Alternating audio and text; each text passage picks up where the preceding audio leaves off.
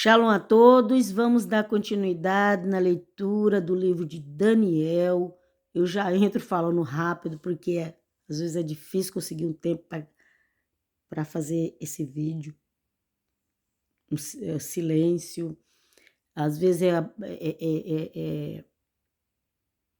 a memória do celular que enche, mas eu faço essa gravação, depois eu ponho no YouTube, depois eu passo para os grupos. No YouTube, exatamente, no YouTube. Então, vamos lá. Hoje é Daniel 5. Até Daniel 4 tem o Nabucodonosor. Daniel 5 já entra o filho dele, o rei Belsazar. Vamos ver o que o rei Belsazar fez e como que ele tirou, e como que ele chamou a atenção de Deus. Vamos lá. O versículo 1 do capítulo 5 de Daniel. O rei Belsazar deu um grande banquete a 1000 dos seus grandes e bebeu vinho na presença dos 1000.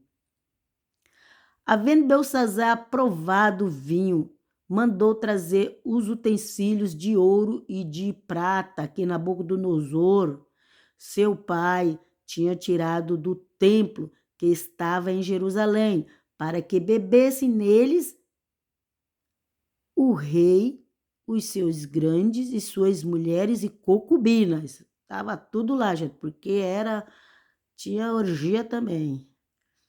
Vamos lá. Então trouxeram os utensílios de ouro que foram tirados do templo da casa de Deus que estava em Jerusalém e beberam neles o rei, os seus grandes e as suas mulheres e concubinas. Todo mundo. Todo mundo. Os utensílios, os copos, as taças que era para oferecer coisas para Deus, estava ali fazendo a maior zoeira com as coisas. Concubina estava tomando, rei, rainha, sei lá, tudo. Vamos lá. Beberam vinho e deram louvores ao Deus de ouro, de prata, de cobre, de ferro, de madeira e de pedra. Ok? E dando louvores aos deuses deles, porque a cultuação deles aos deuses deles era assim, viu, gente? Envolvia sexo, envolvia muita bebida, comida, mulheres, toda depravação. Essa era a consagração que eles tinham ao Deus deles.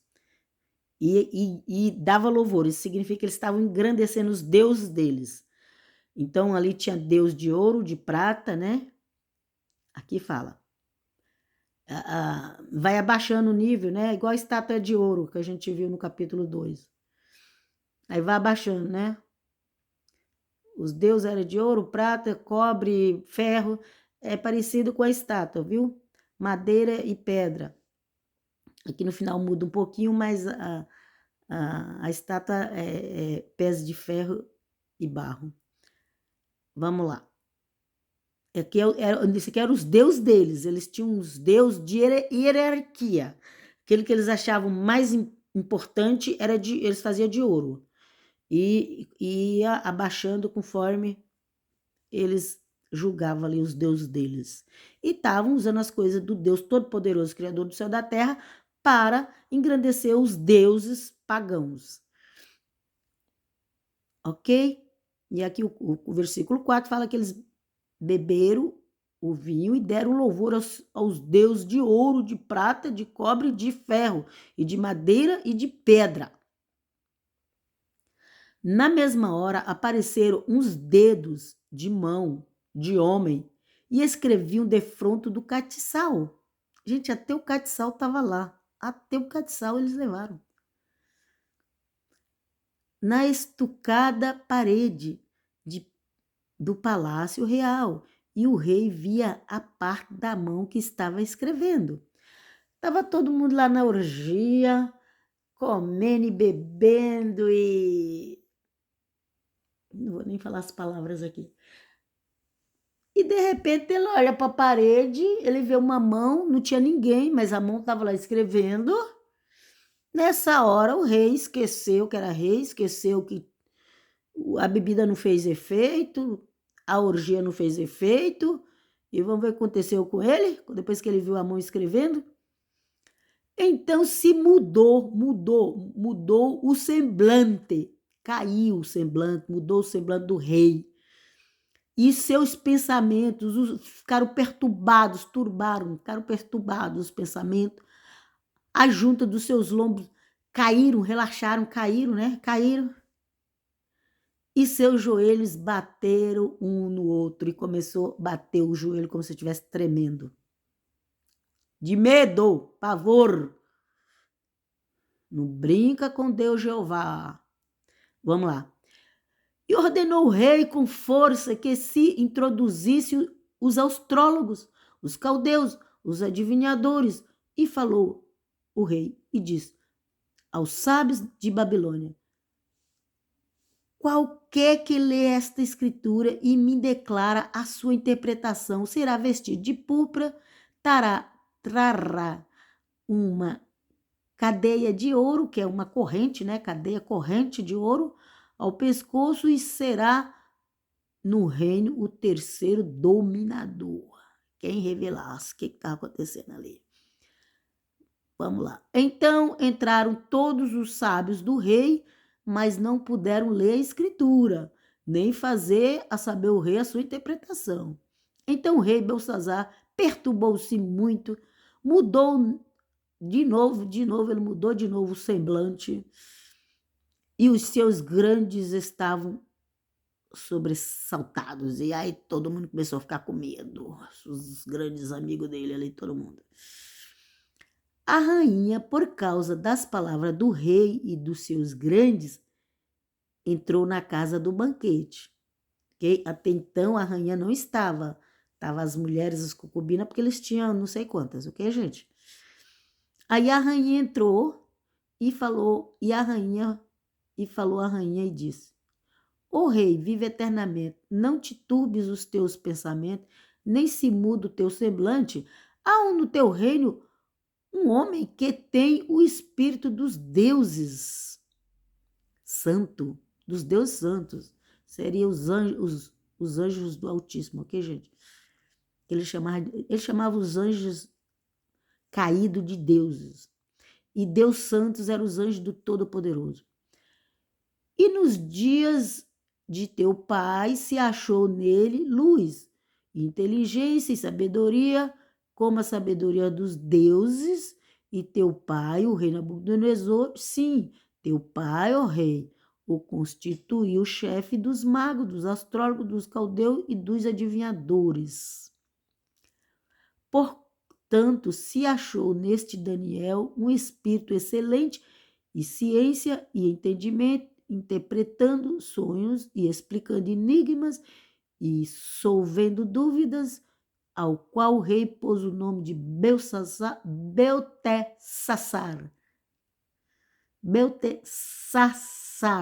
Ah, esse nome é ruim de falar, viu, gente? A gente confunde com o nome do rei, mas é diferente, ok? O rei é Belteshazzar. Aqui do Daniel é Belteshazzar. Belteshazzar, quase igual, mas é um pouquinho diferente. Que era o nome dos deuses da Babilônia, ok? E aí ele falou assim: chame-se, pois, agora Daniel, e ele dará interpretação. Aqui também eu costumo dizer que mesmo Daniel recebendo o nome de um deus pagão, não impediu que Deus usasse ele, ok? Então, não dá ouvido para essas pessoas que não pode falar Deus, não pode falar Jesus. Não, gente, isso aí é para distrair a tua fé. Vamos seguir em frente.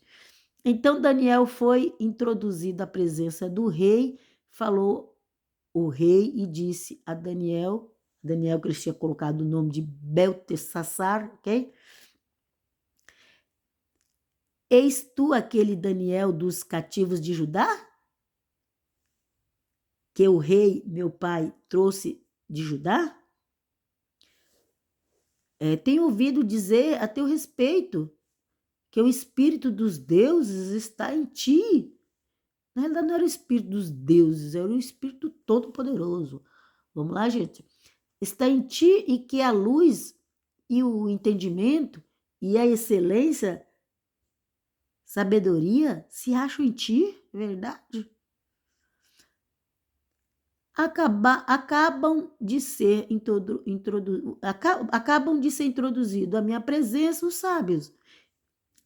Ali o rei falando com ele, né? Olha, acabou de ser introduzido na minha presença os sábios, os astrólogos, para lerem esta escritura e me fazerem saber a sua interpretação, mas não puderam dar a interpretação dessas palavras. E aí, Daniel, você vai dar ou não dá? Essa palavra é o que eu estou falando, viu, gente? Mas você pode ler Daniel sim. Tipo, e aí, Daniel? E agora? Só restou você. Vai dar ou não vai? Né?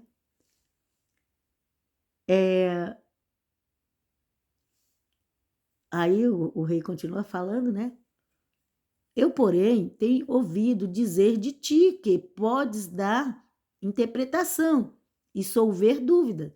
Agora, solver é dissolver, é resolver. É que aqui, não sei, uma escrita formal dessa coloca solver, podia colocar resolver, mas enfim. Solver, resolver é a mesma coisa. Dúvidas. Agora, se puderes ler esta escritura e faz-me saber a sua interpretação, serás vestido de púrpura vermelho, que era a cor dos reis, cor mais difícil de achar na época, ok? Será vestido de púrpura e terás cadeia corrente de ouro ao pescoço e no reino serás o terceiro dominador. Então respondeu Daniel e disse na presença do rei Então respondeu Daniel e disse na presença do rei. Deixa eu parar um pouquinho, porque eu estou muito rápido. As tuas dádivas fiquem contigo e dá os teus presentes a outro. Todavia lerei ao rei e a escritura e lhe farei saber a interpretação. Ok? Daniel não estava interessado em ganhar coisa. Vamos lá.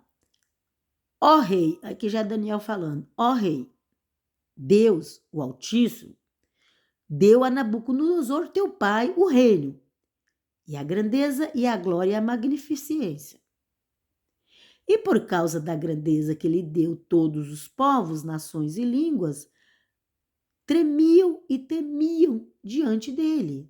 A quem queria matava, e a quem queria dava a vida, e a quem queria engrandecia, e a quem queria abatia. Ok? E lá naquela época era assim, gente. Tinha negócio de direito humano, não, viu? O cara era o chefão lá e ele fazia o que ele queria. Vamos lá. Mas quando seu coração se exaltou, e aqui falando do Nabucodonosor, ok? Mas quando seu coração se exalçou, a palavra é exalçou mesmo, e o seu espírito se endureceu em soberba, foi derribado do seu trono real e passou dele a sua glória. Ok?